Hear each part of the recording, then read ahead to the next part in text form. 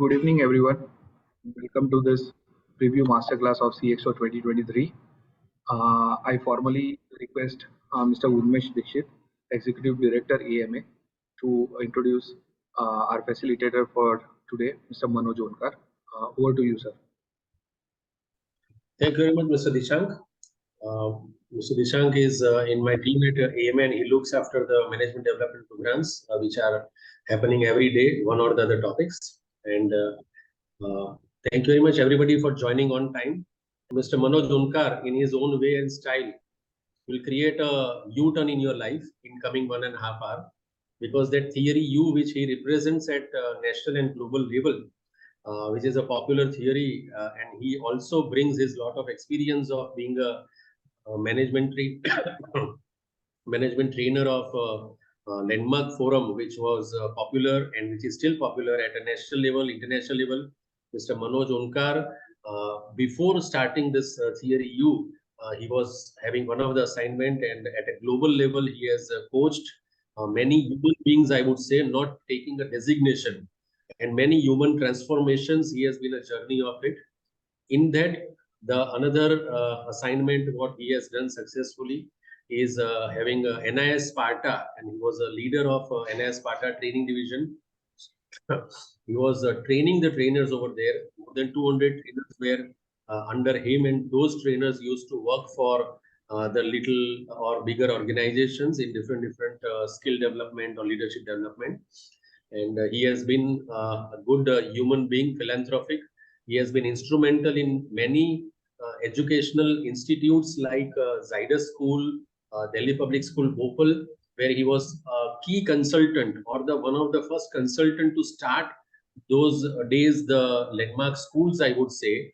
And the last and important part for which we at AMA are very proud is he was a library, and he was one of the person who started his career investing in training at Ahmedabad Management Association, when Ahmedabad Management Association was in a very small office. Today we are glad and fortunate that he is volunteering, he is giving his services, knowledge and experience through Theory U. Though that is a very, in a marketing words, I would say it is a very costly training assignment, but for AMA and for AMA members and like-minded people like you, he doesn't charge anything, and he is just giving it for the development of the society. So thank you very much, Manoj sir. This was a personal introduction, which I always have learned something from you, and I'm sure in next 1.5 hours, all the participants will have a gala U-turn in your life. So all the best to everybody. Over to you, Manoj sir. Thank you very much, Urmesh and AMA. Thank you. Okay, everybody, good evening and welcome to this special session. And I know you might be multitasking, but it is good idea if you get your video on. So the way to work here is to keep your video on and your mic off. Okay, so that when your family members are scolding you, we don't have to hear that. We have our own family members doing that for us. Okay, so everybody keep your videos on. It's much easier, much more meaningful to interact with that instead of the blank screens, because you don't know who's there or not there, right? So it's like a normally in a workshop, we would say that if your video is off, we assume that you are on a break, right? Now, in this case, I understand many of you might be managing other things, but it would be really useful for you also, and for definitely for me to see you and interact with you. So good evening and welcome once again. My name is Manoj Onkar, and we are going to have this next 90 minutes to explore the world of our workshop called the CXO 2023, Leading from the Future. So this is a very special workshop for the entrepreneurs and the senior management of companies on a couple of things. So first is to how do you create an organization which is designed for the future? It's a future ready organization. Some people, even some reputed organizations are saying they call it future proof. We don't want you to be future proof. We want you to be future ready. So how do you create a future ready organization?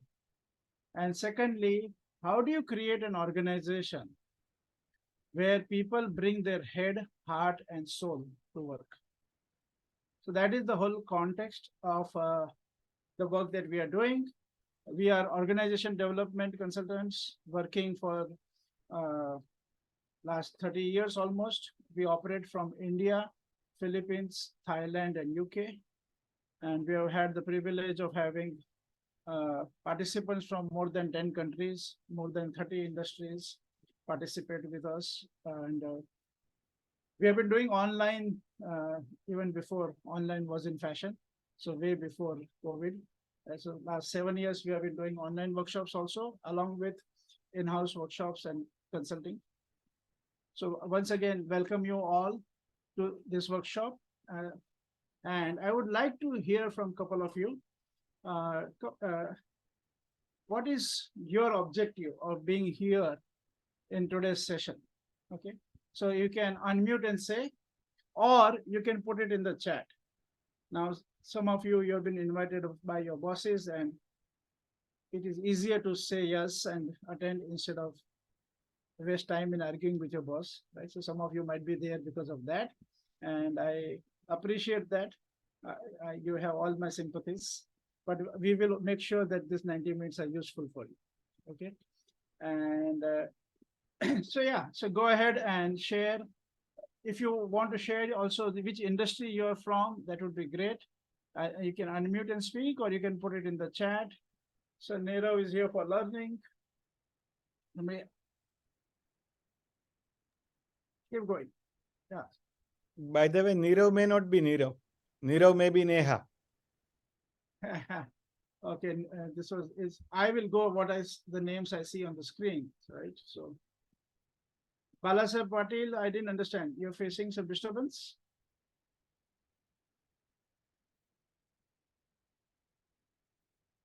Balasaheb?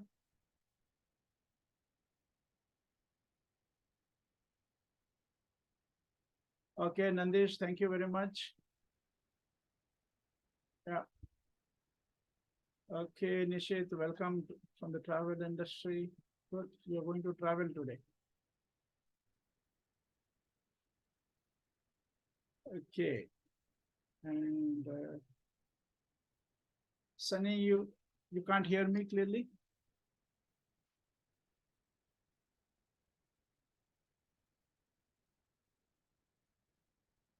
Okay, is that any better? Okay, UV, you have to keep checking my sound, okay, for me. So if the sound goes down, let me know. Your sound is clearly audible to me. Okay. Okay. Great, thank you.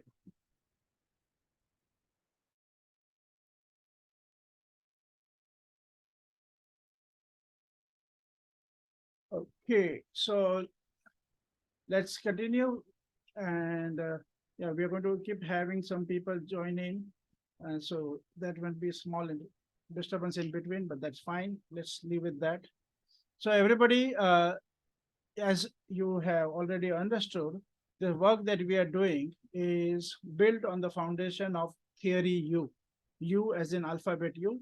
You can, by the way, see the U behind my on my screen in the background. Okay. So this theory was created by Dr. Otto Scharmer of MIT. And this is right now, in my opinion, world's #1 leadership and change management conversation. And it is developed over last 20, 30 years. And right now is being used by a lot of big organizations from Google and Alibaba and McKinsey to the World Bank. More than 1,000 UN leaders are being trained in this currently. And the creator of this technology, Dr. Otto Scharmer, also got awarded for, by the OD Network, Organization Development Network, for a very special prize called Elevating Humanity. So this is about transformation of business, society, and self. And what we have been looking at till now, if you look at most of the education, and has been in silos. So if you want to transform organization, you will go to consultants. If you want to look at transforming yourself, you'll go to some personality development or religion or spirituality. And then if you want to transform the society, you may look at United Nations or government or something else. What we are saying here is we are all interconnected. Human beings, organization, society, it's all interconnected. And if you think in silos, whatever solutions you create in silos, that are going to become the problem. Right? So let's just imagine, like if you, at a government level, what happens? Right? So there is a separate ministry for women development, for children development, and then for food and for education and for this and for that. They're not separate issues.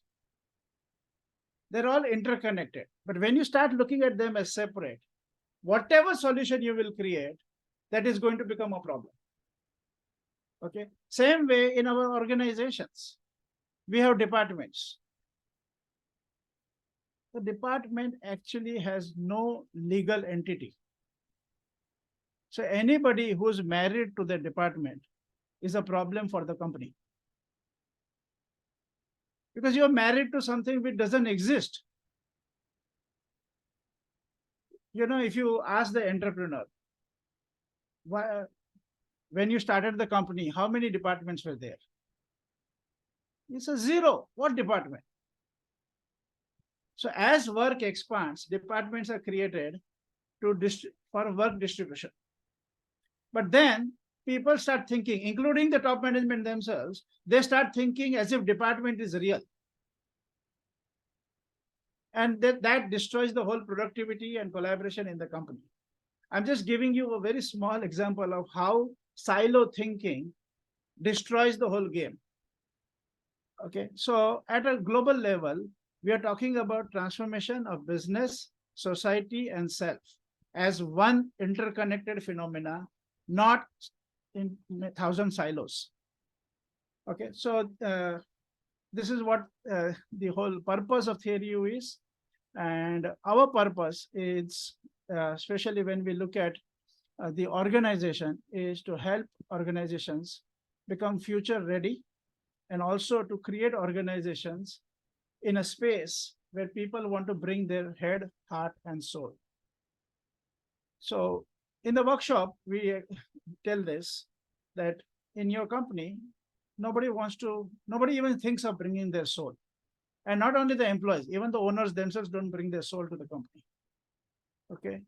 And little bit of heart some people might bring. Okay. But we don't know for sure. And people don't even bring their full brain, by the way. Because the culture of the organization over a time becomes that you need to bring enough brain to survive your boss.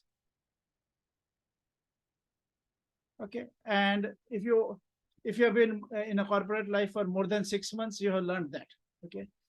So that is not great. That kind of living is not great for individuals. That kind of living is not great for organizations. Okay.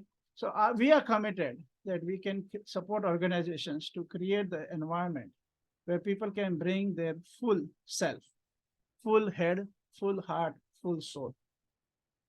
Okay. So that's a very important commitment that we have in the why we are doing this workshop and why we are bringing Theory U to the world. Okay. Now I'm going to cover a lot of stuff here initially. And at any time you want to ask questions, you're most welcome to ask questions, but also to kind of listen and see if you can get a much bigger perspective here. So first thing that we want to address is, what is the role of leadership? The role of leadership is to take the group that you are leading, whether it's the organization or group of people, to take them to the future. Right? or to co-create a future with them. But if you look at our learning mechanism, the way we have learned all our lives, schools, colleges, and even afterwards, all of us are PhD in the past. Okay. All of us are PhD in the past. And we know how to learn from the past. But it doesn't matter which industry you are in. The future of your industry is not going to look like the past. So if you and your leadership team is a PhD of the past, then your company is designed to get into trouble. Now, the trouble will come today or tomorrow, 2 years down the line, 5 years down the line, that's max. Okay. So, and we know, if you just accept, we know many organizations who have been 1,000 times bigger than your organization. They also got into trouble because they were married to the past and they did not learn how to learn from the future. We are programmed to learn from the past. We don't have much training to learn from the future. Now, you may say, oh, the future hasn't arrived. How can I learn from the future? Yeah, that's true. There's something that you can do, which is what we call as learning from the future as it emerges. So to give you, by the way, if you look at from sports perspective, you see it easily. But let me give an example. Imagine that you are surfing in the ocean, and maybe you have been surfing for the last 10 years. Now, of course, most of you are from Ahmedabad and you don't get much chance to surf in the ocean, right? But still, you can imagine that. And if you imagine that you are in your favorite beach in Goa or wherever else, and you are surfing. Now, doesn't matter whether you've been surfing for 10 days or last 10 years, you have the same challenge. You have to sense the wave as it emerges. And if you can sense the wave as it emerges, you can ride the wave. But if you don't sense it on time, the wave is still going to come and you are going to be disrupted. Now you can be in your head, I know this about ocean, I know this about waves and all that stuff. It's not going to help. All your knowledge in the world is not going to help. What you need is being able to be in the present and sense the wave as it comes. Now, that's easy at an individual level, not impossible to learn. But the real challenge is in our businesses and organizations, we need not only that we should be able to do it, the whole group has to be able to do it. The whole team has to be able to do it. The whole team has to be trained to sense the future as it emerges. So the first thing that this workshop is talking about is developing the competency to observe and sense the future as it emerges. Okay, so let me pause here and let's kind of get some response from all of you. How many of you see that sensing the future is important for you in whichever role you are in, right? How many of you can see that is important for you? Raise your hand, either physically or technically. You can raise your hand and see that, yeah, sensing the future is important for you. Okay. And it doesn't matter whether you are the CEO or whether you are the new recruit. Okay. Sensing the future is still important for you, right?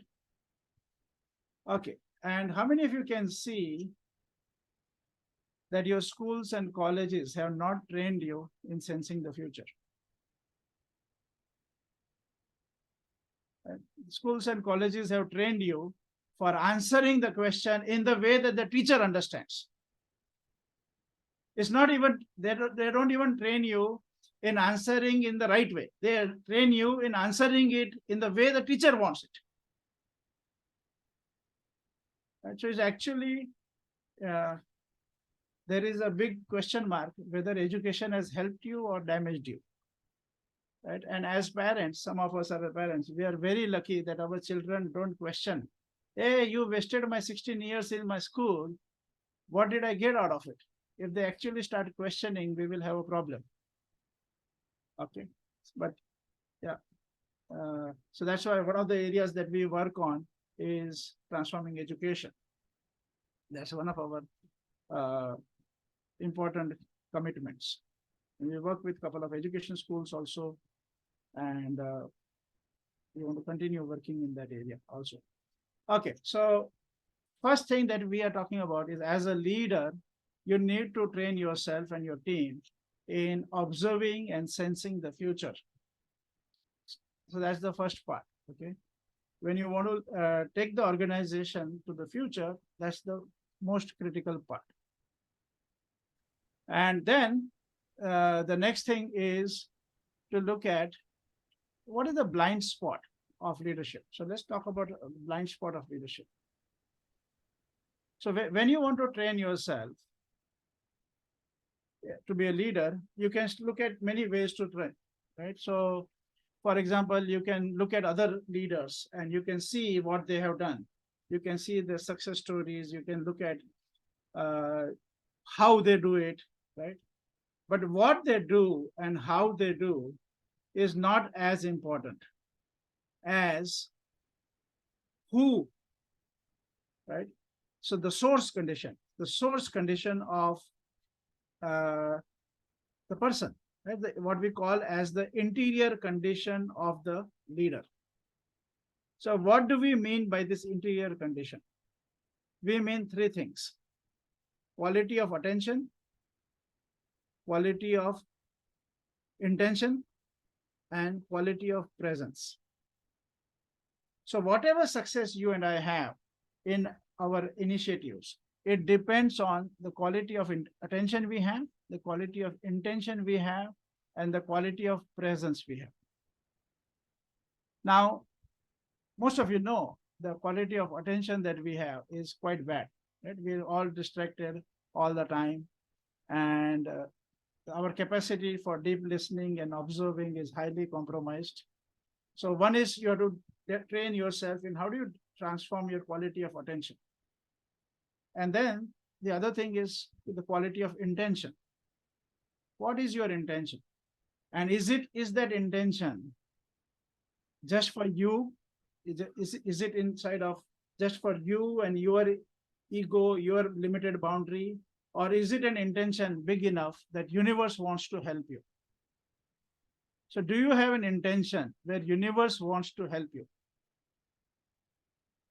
Now, as a leader, especially when you're leading organizations, you really have to ask this question. Am I going to build this organization just by my willpower and my force and my whatever strategy? Or do I want to have a business where universe wants to help me in that business? Now, how to do that, we'll talk about it. But that's something that we are talking about here. Okay. And then the presence is, are you really in the present moment? And are you sensing the future? So 2 dimensions we're talking about is, one is training yourself to learn from the future and managing your interior condition, your quality of attention, quality of intention, and quality of presence. Okay. So I'm going to pause here for a minute and maybe give you a chance to reflect on it. If you want to ask a question, you can do that.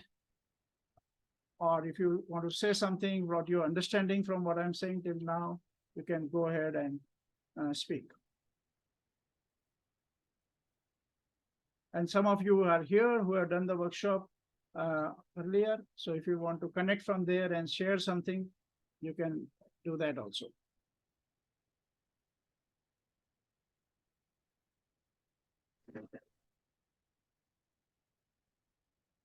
Anybody? Sir, it is the intention which is the prime thing. Yes. If the intention is there, then it is like a digit, and then the other things are like zeros or other numbers. They follow it, and then they make the number very interesting. Yes, very good. We say that the intention is not a powerful force. It is the only force, Yeah. right? So you said it very well. That's the first digit, and then everything else can add to it. And without that first digit, there is nothing, right? So the quality of your intention is the only force. Yeah. Fantastic. Thank you very much. Okay. What, anybody else? Okay, so I'm going to now use some slides to help you in your learning process. So as we are looking at leadership, let's look at a little bit background here. Okay, and I hope you can see the screen now. Okay, so some of you like to read and get to know more about it. These are the various books on these topics: Presence, Theory U, Leading from the Emerging Future, and the Essentials of Theory U. Left to right is the sequence of the way the books were released. If you want to read everything, of course, you can read all the four. If you want to get a capsule version, you can read the last one, which is the Essentials of Theory U. Okay. Now, MIT is so something about MIT is that it is the source or the foundation on which the whole systems thinking concepts got created. Right? So MIT is known for systems thinking. And unfortunately, it has only been 50 years that they have been trying to teach the world. And the world has thousands and thousands of years of programming, wherein we are focused on fixing people. So we want to improve organization, we want to improve relationship, we want to improve the world. We keep on fixing people, but it doesn't work out much. So humanity is taking some time to learn that it is the system that needs to get transformed, not just the individual. So what do I mean by system? Let me help you understand the system easily. So if you look at our body is a system, right? Now, so many of you here, you are so smart, you're looking handsome, you're looking beautiful, right? So one of my friends here is UV. So instead of pulling anybody else's leg, I will take UV's help, right, UV? So, Yes. yeah. So if you look at UV here, UV, can you wave your hand? Yeah. So let's see UV, right? So he is like almost like a film hero, right? But if you look at his body, it's a system, and this great face that you see shining, if you cut the face out and put it on the side, is it going to work? Is that great face going to look great? Not for long, right? because the face is not in itself the whole system. It's part of a system, right? It's part of the whole body system, and it works only by having the whole system work.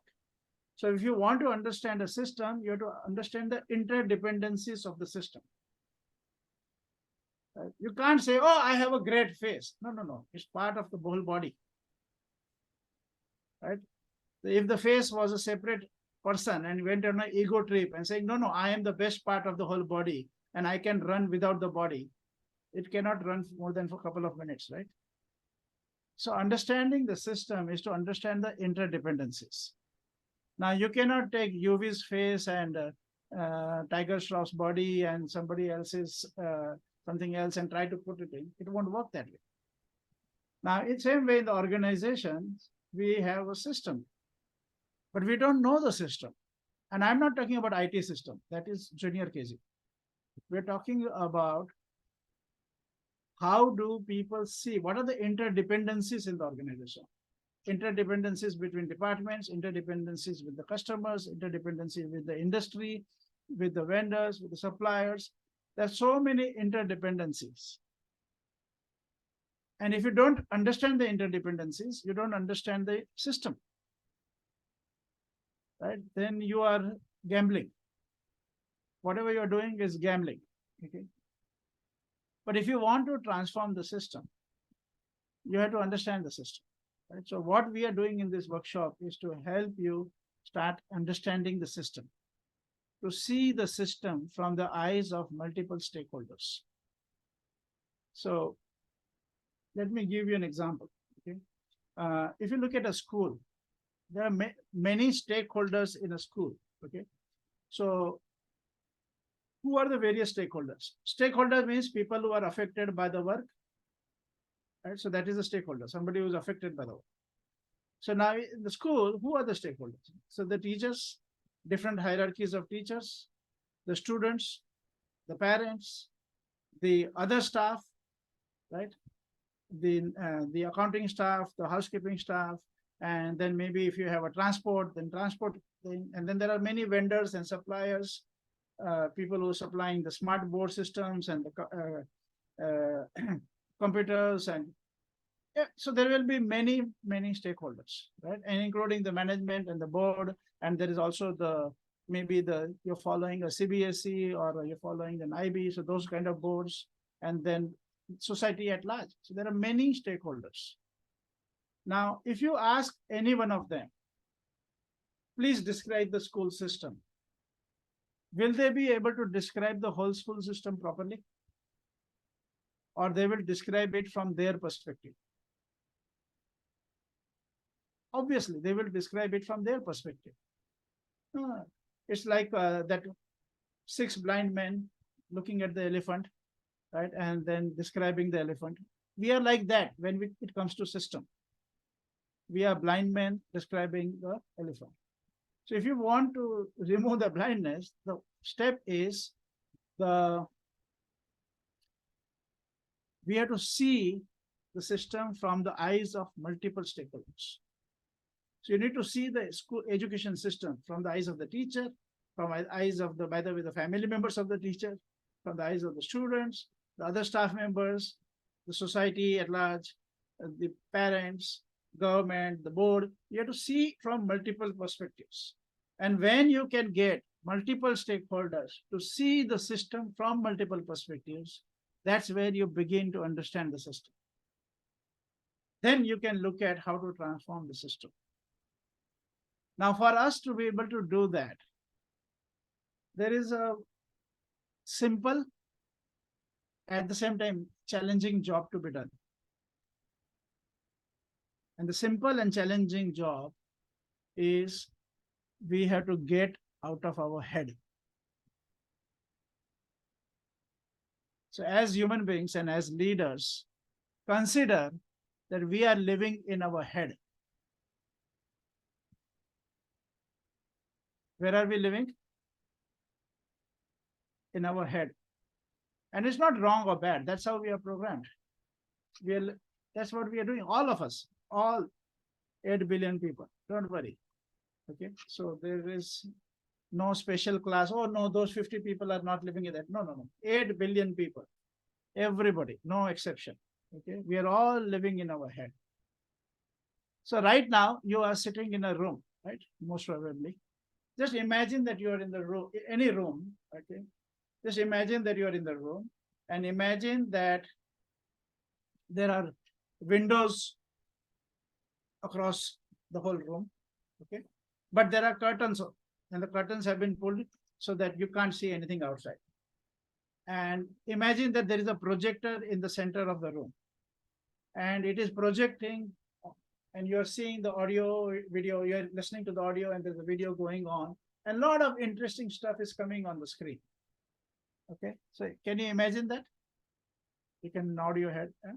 So you're in this room and there is a projector in the middle and the windows are closed, the curtains are pulled up and pulled down and you're seeing this audio video. And imagine that you have been in this room for your whole life. Okay, and you've been watching these videos. And this projector is connected to your brain. So you're watching these great videos and listening to them and everything is going on. But the projector is connected to your head. So it doesn't matter how interesting the stuff is. Are you connected to reality?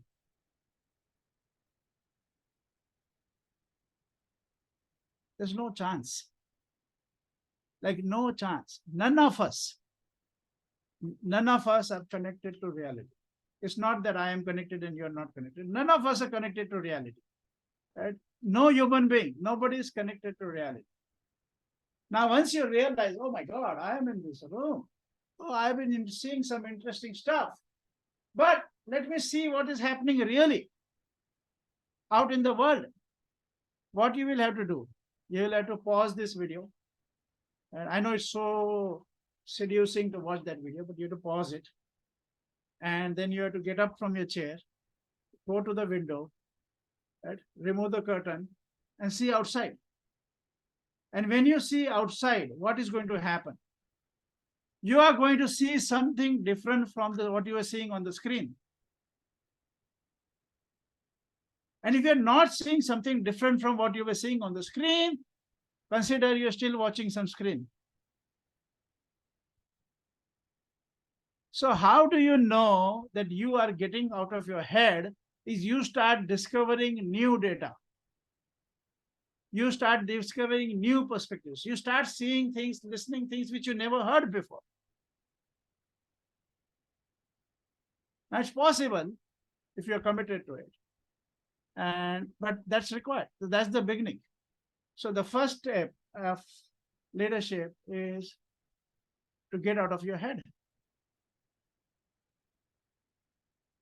You know, a lot of people say open mind, open mind. You have no idea what we're talking about. We're so busy watching this movie called My Opinion. So that movie which was going on, that's the title of that movie is My Opinion. And it's an Oscar-winning movie. Of course, you are the one who gave the Oscar. Now, by the way, what is your boss doing? They're also watching the same movie. Not the same movie, but the movie with the same name. My Opinion. Okay, what is your spouse doing? Same thing. They're watching a movie called My Opinion. And your children, they're doing the same thing. And your friends and your customers and your vendors. Everybody is stuck in watching their movie. So not only you have to wake up, but you also have to support other people around you to wake up and pause the movie and go to the window and see outside. That's what we call open mind. And the proof of open mind is you discover data which you didn't know before. You discover contradictory data. Okay. Now, and then once you learn open mind, then you can also learn open heart. How do you see the world from other people's eyes? So not only you open the window and look outside, but you actually get out of the room and go out where people are and look back at yourself from their perspective. Look back at yourself from the eyes of the customers. Look at yourself from the eyes of your team members. Look at yourself from the eyes of your boss. Look at yourself from the eyes of the vendors. Look at yourself from the eyes of other people. Right? And I'm talking about the easy ones. Also look at yourself from the eyes of your parents and your spouse and your children. Then you wake up, oh my God. So we did this exercise with a school, as I mentioned, that's one of our interest areas. We do it with all our organizations, but I want to share about this one. What they said after doing this exercise, they said, oh, we thought we are the best school in town. But now after talking to all the students and all the parents and the staff members, not all, but a good sample size of them, we had no idea they had these expectations from us. We didn't even know that this kind of expectations they have. So what is required and what we are training is to actually start connecting to the world outside. Start seeing the world from different eyes. Start seeing yourself from different eyes. Okay, so that's the game.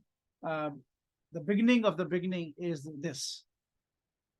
Okay, so let me pause here again and give you a chance to share. what are you getting in this, and also if you have any questions. So that would be great. And UV or anybody, if you want to share, this is also a good time to share.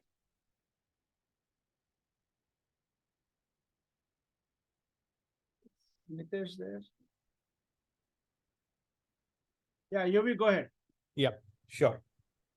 So, after spending 46 good years on this earth,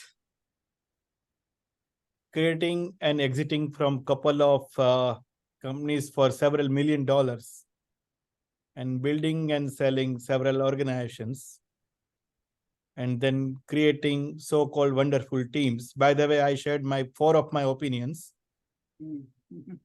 I was considering that I'm a very humble person. I'm able to create this and that, and I'm a good human, etc.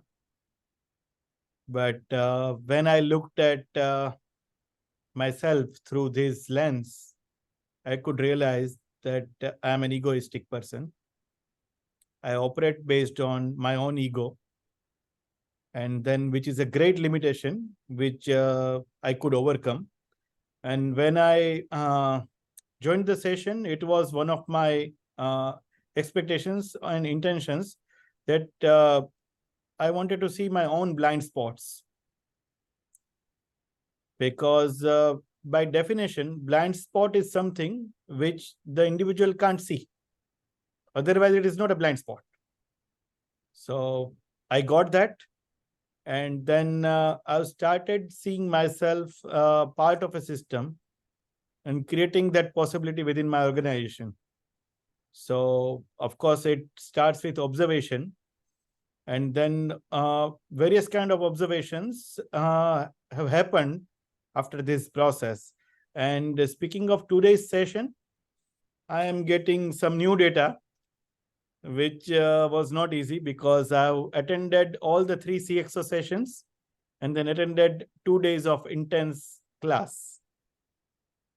But yeah, I'm getting some of the new data from this. Because silo thinking, I was considering that silo thinking is creating organizations because there are many individual superstars in my organization, but collectively, we are operating as a group of people, not as a team. So the opening here is, it's a possibility that we can operate as a team, a cohesive whole, and then create much more energy and reach our intended outcomes. So this was about me. Thank you. Welcome. And you can also come back and share what you got. Like you've been practicing it for last 1 month or so, right? So yeah, anything specific you want to share, some eye opener for you, you can go ahead and share that also. Yeah, sure. So years back when I read that book called 7 Habits of Highly Effective People, I read this quote that between stimulus and response, there is a moment in which you choose your response. Through these sessions, I understood that quote superficially. It was good, cool. I used to speak it. But after this, I started observing my opinions and really practiced it. So whenever I speak, I'm being aware of my opinions and I'm catching mostly 500-600 opinions every day. Right. So that gives me a great possibility. Whatever I'm speaking is one possibility, and then it is keeping me open towards different possibilities. So that's a great opening. Thank you very much. Thank you. Amal, you want to say something? Yeah. Yeah, go ahead. You I can also did. introduce yourself. Yeah, I am Amol Bhagwati. I am into textile engineering, and our company is almost 50 years old. And also, I have turned into 50 this 5th of August. Belated happy birthday. Thank you.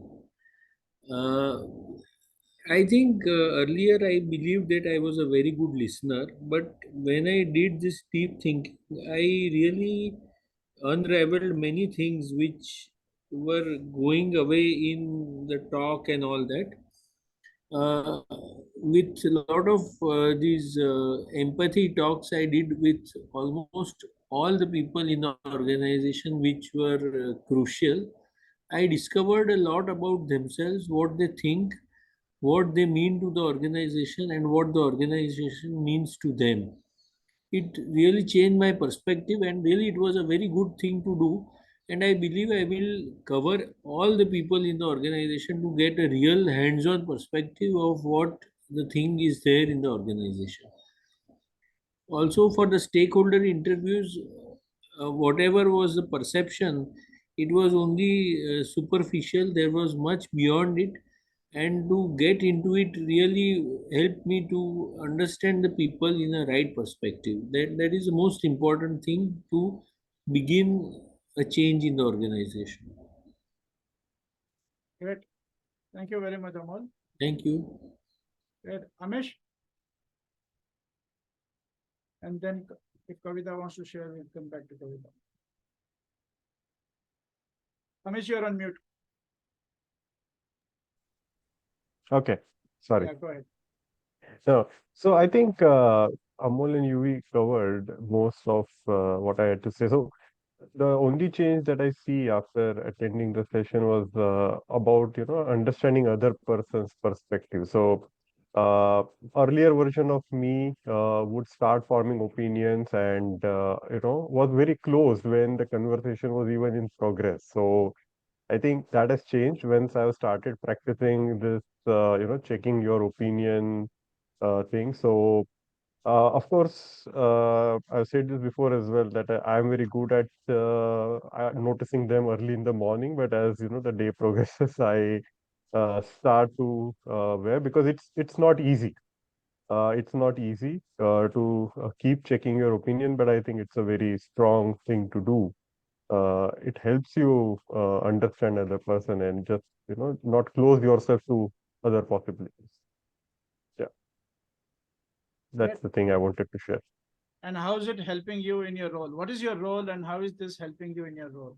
So my role here is as a chief innovation officer. I have to look at all the opportunities that arise due to due to the changes that is happening across technology landscape or the business, change of business models and things, etc. So my role is to be open to changes. And that was so previously it was a bit limiting for me to look at different perspective and actually think about innovation in from that standpoint. I always used to think in terms of technology, but now it's not only technology but other aspects as well which can help in the innovation process, and and empathy being one of the key factor in initiating an innovation. So you do it for not for the technology but for the people or for the problem you're trying to solve. So those aspects of thinking has also improved over a period of this 1 month where I've been practicing this catching of my opinions. Great. Fantastic. And yeah, it's like the whole role of innovation is to listen to the universe, Yes. right? Listen to stakeholders, and I think it really cannot happen by being in the head, Yeah. right? Right. True. True. And you have to, of course, not only do it for yourself, but I think you will also have to be training everybody else into it, right? Because Yes. I'm sure innovation is not just a solo game, right? Yeah. It's not one person job. No, not at all. Yep. Perfect. Thank you very much. Thank you. Great. Hey, Kavita, can you help us? We got three men boring us. Can you bring some variety into the conversation and share? Yeah. For me, the session helped me to listen more deeply. It helped me on personal level more. Great. And now I can listen to my husband without judging him. Mm, So for me, it's personal. great. Fantastic. Thank you very much. Okay, so before we go ahead, let's take one or two questions. If anybody wants to ask a question, this is a good place to ask. We have a question from Anay, by the way, who is my good friend and good coach for many startups who do innovations. Okay. What is the name you said? Anay Mashruwala. Yeah, Anay, go ahead. Hi, so thank you for the introduction. So my concern is that just the reason when we ask a question and just the reason when we are present, there is a lot of impurities in the answers that come in. How do we kind of filter those impurities when we are taking feedback of the ecosystem? Okay. So can you say something more? What are you referring to? Are you talking about when you talk to your team member? What is your So, reference point? so my reference point is team. So when Sorry, we go and Anay, talk to our customers, yeah. So when we go and talk to our customers, just because we are asking and we are present over there, there is always some kind of filters that are present just because we are asking. And just because we are asking, and the way we are asking, there are things that people kind of shut themselves down or they filter things out. And that brings impurity in the inputs that they give us. How do we kind of remove those impurities when we're taking feedback? Right. I get you. I get you.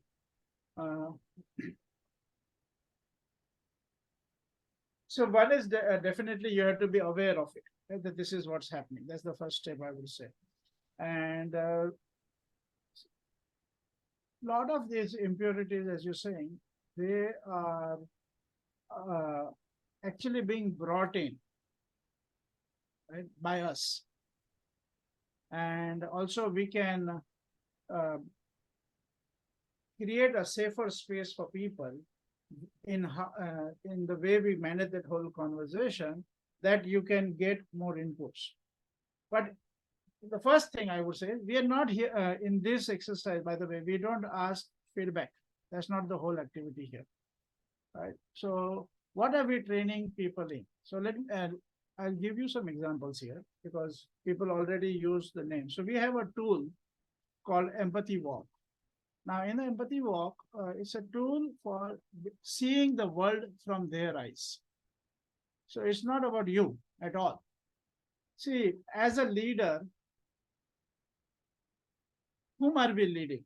We are leading different people, different groups of people, right? We're not just leading ourselves. So we need to be able to see the world from the eyes of different people. What is happening is people see the world differently, but somehow we believe that they see it our way. They don't see it our way. Anay, where are you? I can't see you.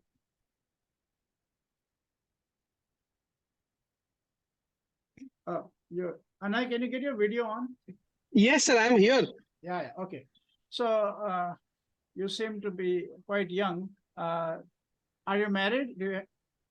Yes, married 14 good years, okay, 11-year-old son. Fantastic. Fantastic. So what I wanted to tell you is the way you see the world and the way your son sees the world is not the same. Yeah. And the way your parents would see the world is not same. In the same way, not only just each group of people see the world differently. Like maybe different financial strata, different education backgrounds, different religious backgrounds. People see the world differently, but we assume that they are seeing the world the same way as we are seeing the world, right? So when we are trying to provide leadership, our leadership gets messed up because we are leading people who are seeing the world differently, and we have no idea of how they are seeing the world. So the first training is for us to see the world from their eyes,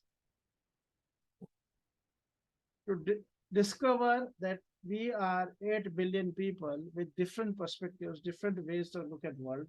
And unless we can expand our horizon to see the world from multiple eyes, we are going to be very limited and quite pathetic as a leader, even though we may be thinking we are great. Okay? Because we are great in our head.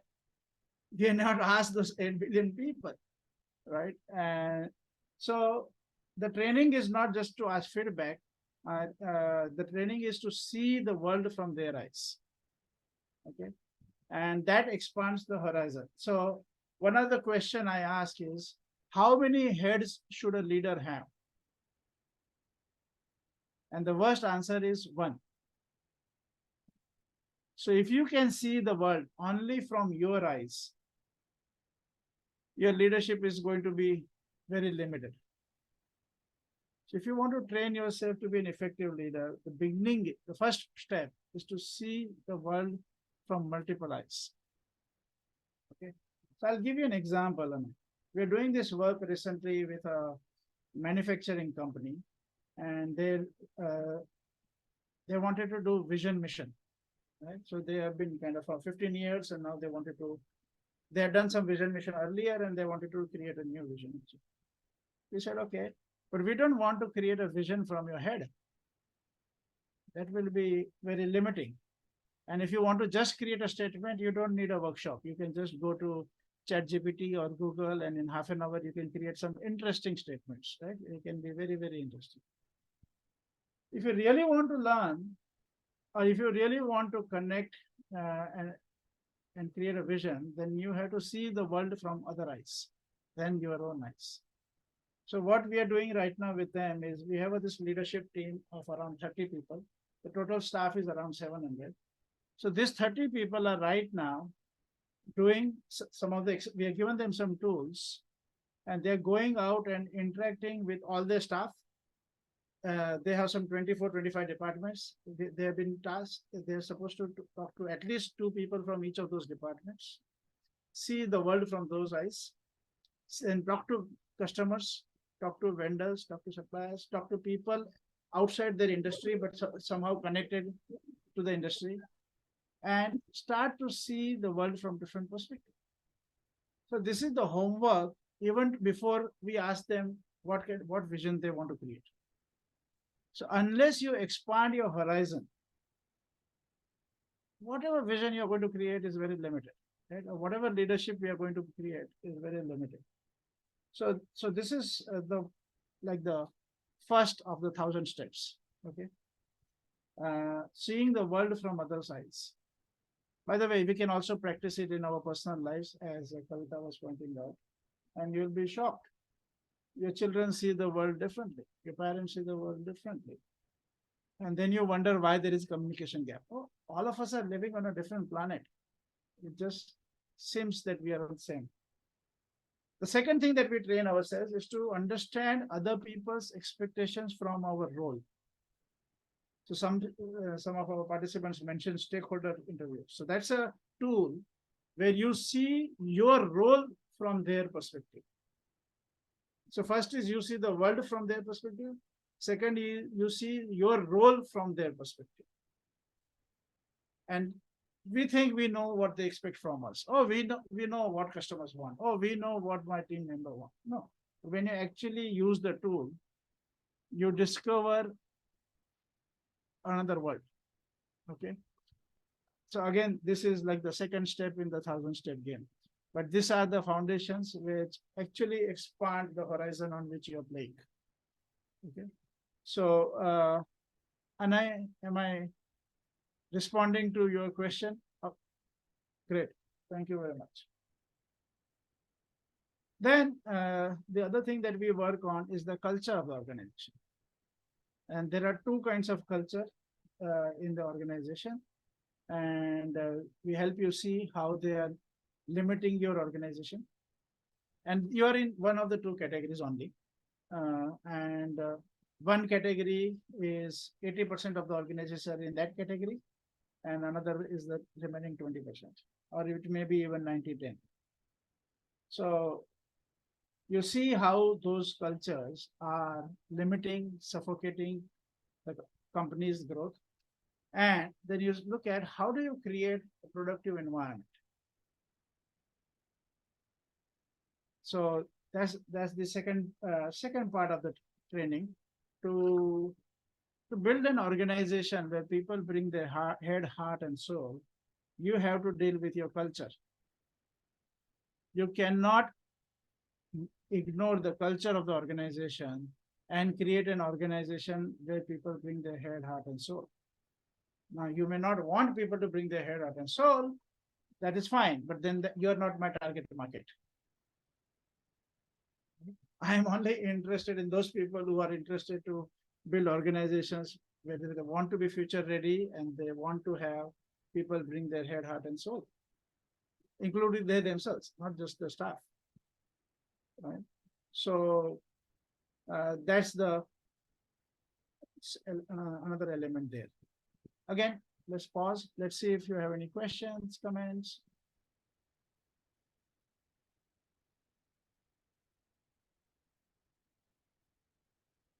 Vipul, did you have something?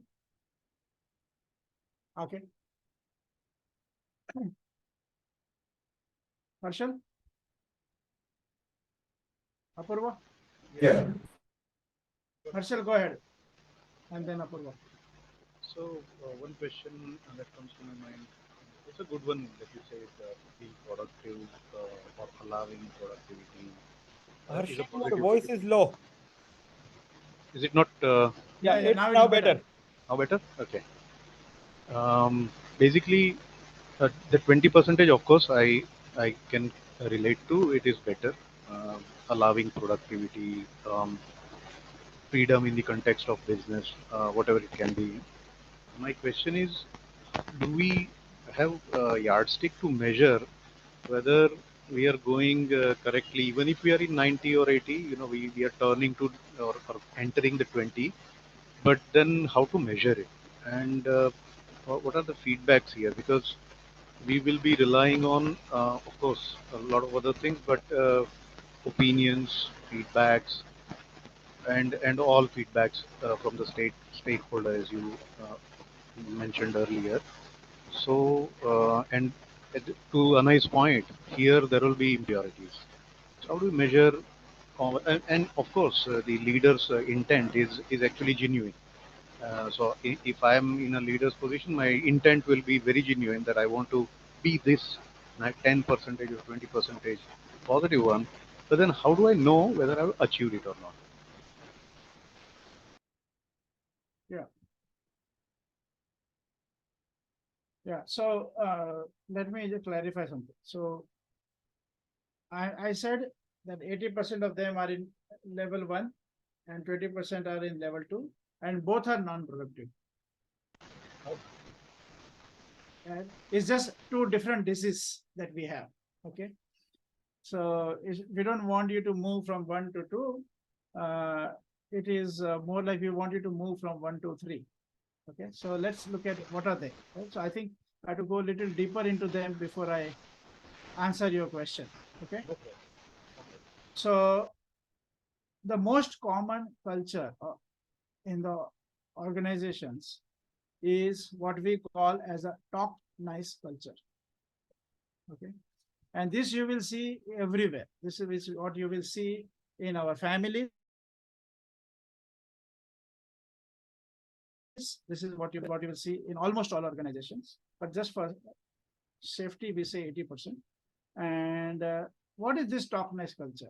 Talk nice culture is whenever you are in official conversations, right? People speak what they think is okay to speak in this group, what others want to hear. Okay. So if you're 10 people sitting in the room, everybody has a sense of, in this group, what can I say? What is okay to say? And they speak from that perspective, not from what they really want to say. Okay. And sometimes there is some new enthusiast who will come and want to make some changes and all that. And so they will say about something. Then very soon the next person will say, okay, cool down, chill. This is not how you behave in organizations. Right? So ultimately, the whole group behaves in a way that is accepted by the group. Okay, so nobody speaks what they really want to say, and they speak what they think others want to hear. So this is a culture of talk nice. It's a culture of conforming to group norms. By the way, we have learned this from our house. Right? In our family, there was somebody who's driving the show, or different, depending on different topics. And then we learned, oh, you have to speak this way. Right? And then in the school, of course, you could not have survived the school unless you learned how to speak in the way the teachers wanted you to speak. And that whole thing goes on for a lifetime. Right? So organizations are also extension of the same mess. Okay. Now, in a way, it's okay. It's peaceful. But we call it as the cancer of the organization. This talk nice culture is a cancer of the organization. So let's understand this a little bit. If the culture is that everybody speaks what others want to hear and they don't speak what they really want to say, what are the problems for the company?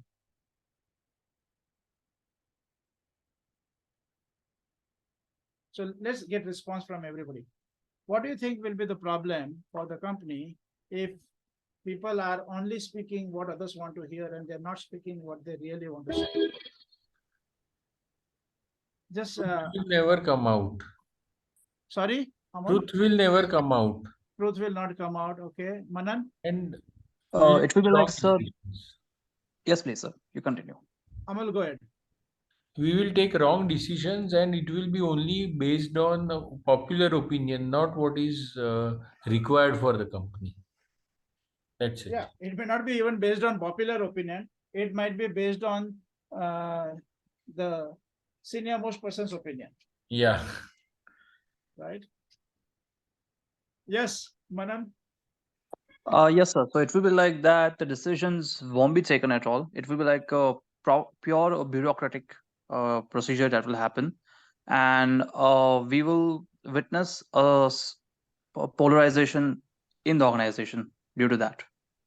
Okay. Yeah. And this is not individual phenomena. This is the group phenomena. Right? So many a times we start looking at, oh, I don't do this, I do this. No, no, no. This is a group phenomena. Right? So that's why it's called culture. Right? Great, Manan. Thank you very much. Somebody else? What will happen if people are not saying what they really want to say? So they will not focus on the right thing, which is going to make the company grow, and rather just creating a harmonious or a cohesive environment, which will be superficial, and we are hiding behind those good words, nice words. Yeah, and then they will say things like, "Oh, we are a family." Yeah, because they have not seen enough detective serials. Otherwise, they would realize that most of the times the family is the culprit, right? So, yeah, just joking. But what you said is right. It will be all superficious niceness. Right? By the way, the polite, nice talk is only at the official meeting, right? When you go to the coffee machine or you're outside, then there is no more talk nice. This is like, oh my God, this what stupid idea it is, right? All of that will come out. Okay, somebody else? What's the damage of this talk nice culture? Probably it's what happened to the dinosaurs. You don't know where you got hit, and eventually a small cut becomes a big thing, and then pus comes in and becomes a cancer and people die. Yeah, because the bad news was not shared at the right time, right? Yeah. So imagine that there's a talk nice culture and there's a boss who comes up with an idea, right? And there are a lot of faults in that idea. What happens? Are the people going to tell them the fault? They will try a little bit, but they realize the boss is not listening. Then you say, okay, fine, it's your company. And then after 3 months, The boss says, oh, that idea failed. In the head, you say, I knew it. मुझे तो 3 महीने पहले से मालूम था ये फालतू idea है, पर अभी आपको कौन बोलेगा? और वो भी अभी मेरा अप्रेजल का टाइम आ रहा था, तभी मैं क्यों बोलता? Okay, UV wants to share. Go ahead, UV. So, one of the biggest negative outcome of talk nice culture is on the individual. For example, if I'm running or heading an organization and I'm part of that culture, subconsciously, I acquire all the skills to be nice with myself. And then when I acquire those skills to be nice with myself, I will not tell the truth to myself. That is one of the biggest issues. So if I tell the truth to myself, then there is chance. Because I am also talking with myself in my head. I will hide all the appropriate things. So that is one possibility. And when I am superficial, I am talking all the good things and then seeing what I want to see, I will not be able to see the truth. And then to my near ones, that's a great disservice. Right. So that is one of the realizations that came to me after this understanding talk nice culture. Yeah, true. Also, it's like when you are in an organization and the organization doesn't want to listen to your ideas, right? Or is not really genuinely interested in your ideas, very soon you stop having ideas. Yep. Why should I think? Why should I break my head on this? Ultimately, I am supposed to say yes, sir, yes, sir. Then I will say yes, sir, yes, sir. No, why should I bring my head here? So you stop your heart, you stop your head also. So you bring only that much head in the office that is required to survive your boss. That's all.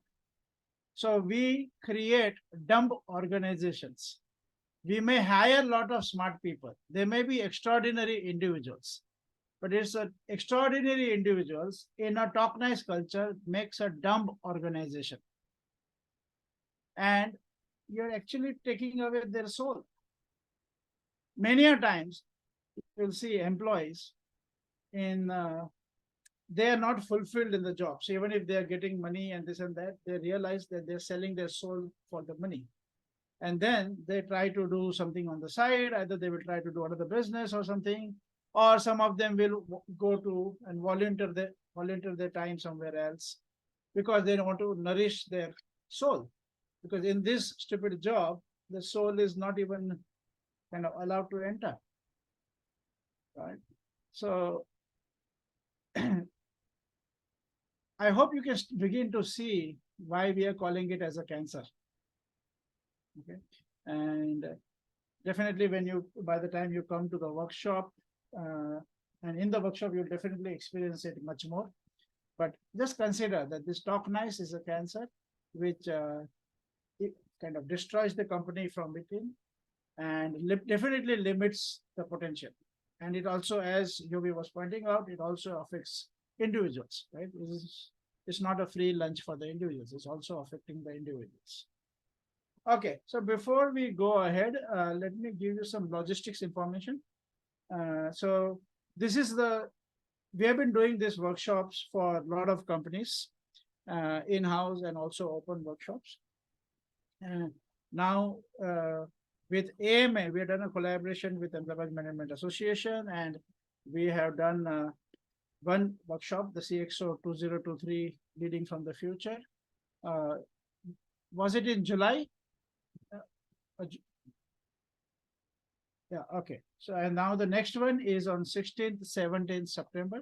It is going to be Saturday, Sunday, and it's going to be from 9 a.m. to 6 p.m. both the days. So if you're going to have yourself and your team participate in that, you remember that you're taking away their Saturday, Sunday, so you should compensate for that later on. Okay, and but just a lot of people had requested that you would like the workshop to be on Saturday, Sunday. So this time we are doing it like that. Last time it was a Friday, Saturday. So this is 16th, 17th September. And the brochures, you might have already received the brochure from AMA. How many of you have received the brochure in your emails? Okay. If you're not received the brochure, then you can WhatsApp me on, I'll give you a number and you can WhatsApp me on, and I will organize to send you the brochure.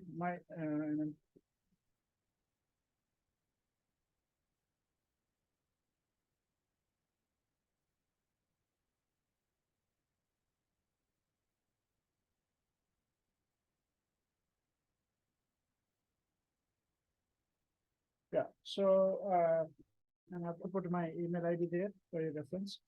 Yeah, so the workshop is on 16th and 17th, Saturday, Sunday at AMA, Atira campus. If you are from Ahmedabad, how many of you are from Ahmedabad? Most of you are from Ahmedabad, right? Yeah, we had some people from outside. I had one of my friends also from Thailand participating, but yes. So we will be having some people coming from outside of Ahmedabad in this workshop, and maybe also outside of Gujarat. But yeah, majority will be from Ahmedabad, I think. So it is at Atera campus, and the tuition is 47,000 rupees plus tax. It will be for these 2 days workshop, as well as it will have a follow-up seminar series of 6 sessions, which will be online. The 2 days are in person. The follow-up seminar series will be online on Zoom like this. It will be a 2-hour sessions, 6 sessions once a week. The schedule will be decided with the participants during the workshop itself. But mostly it would be like a evening 6 to 8 or 7 to 9 kind of a timing. But it will all get decided along with all the participants.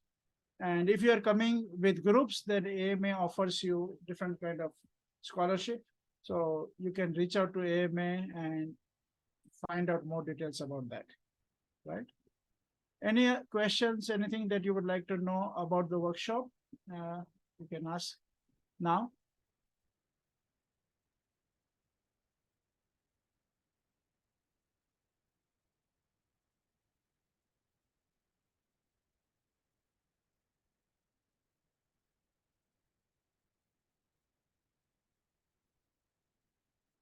Okay, good. No question. So that's good. That means either you understood everything or you understood nothing. Okay, so let's Then there is a third point also. Yeah, let Some organization is going to take care of it. Yeah. Right. Okay. How many of you from UV's team? Okay. Yeah. Okay, fine. And then in one room, there are 7-8 people. Yeah, okay, great. So I like to pull his leg.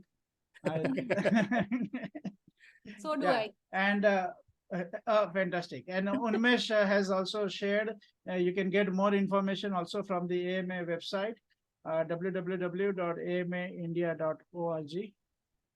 Okay, so Neha, you raised hand as a response to my question, right? Okay, so good. I think so. We're going to pause here because we can cover so much. I can speak for at least 1 year at a stretch, okay, on this topic. But we don't want to overload you on this. But this is the foundation for a lot of other things that we work on. Okay? And one of the things that, so let me just share with you how we work with organizations, and it might give you a sense. So firstly, whenever we start working with an organization, we first work on the culture and communication. And we use Theory U as a foundation for that. Now, Theory U has 3 dimensions, 3 levels. So first level is what we call as transforming perception. You have to see that the reality that you have is a perception. Okay. And unless you can see your reality as a perception, you cannot even begin to train yourself in this game. Okay. So, so first world is the world of transforming perception. Second world is the transforming self. What it means is each one of us has two selves. One is the small self. The small self is worried about our day-to-day life, worried about earning money, worried about this, that, and other things. Basically just surviving life. And we also have a higher self, or maybe we are the higher self, and that is about connected with who you really are and what is the purpose. Why are you here on the planet? You didn't come on the planet for whatever you're busy with. Okay. So consider that you have much bigger purpose, much bigger context of why you're on the planet. And what we say is your real leadership will only get expressed when you connect to your higher self. Otherwise, you're just doing psychology. Okay. So, so the second part is connecting to your higher self. And then the third part is from that higher self, whatever is your vision, how do you convert that vision into reality? So vision to implementation. So these are the three phases. The third phase is also called as transforming action. So transforming perception, transforming self, and transforming action. These are the three phases of theory U. In this workshop, most of the time will be spent on transforming perception because that's the foundation. And we will do some level of work to introduce you to the second world, which is transforming self. But most of the time we will be spending on transforming perception because that is the first foundation that you have to master. Great. Somebody from AMA has shared the brochure. You can download it if you want. It's in the Zoom chat. That is great. Now, so these three aspects of transforming perception, transforming self, and transforming action, that opens up the whole space. Then inside of that environment, we can re-look at the company strategy. We look at how you are executing your strategy, and then how do you bring innovation, and also ultimately how do you over to you to wrap up. Sorry. Yes. Thank you everybody. Thanks. As I mentioned in the beginning, please raise your hands if the theory U-turn drive was appropriate or not.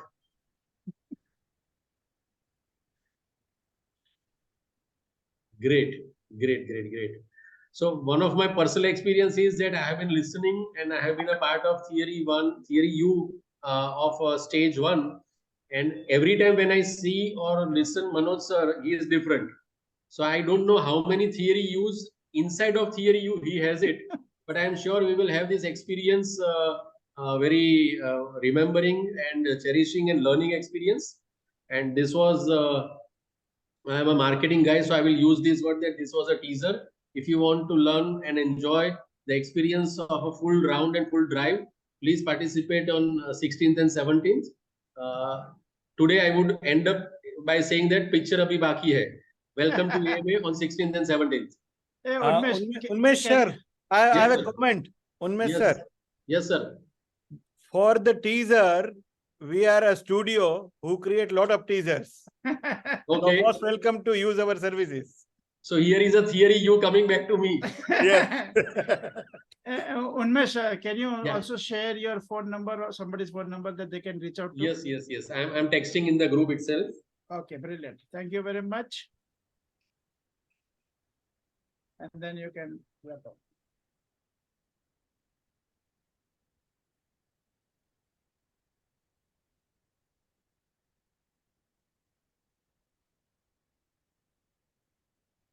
Nishit, did you want to say something? No. Huh? Okay. Yeah.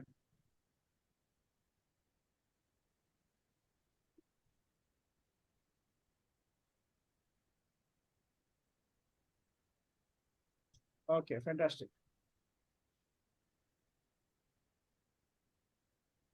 Done. Thank you very much. Have a happy evening.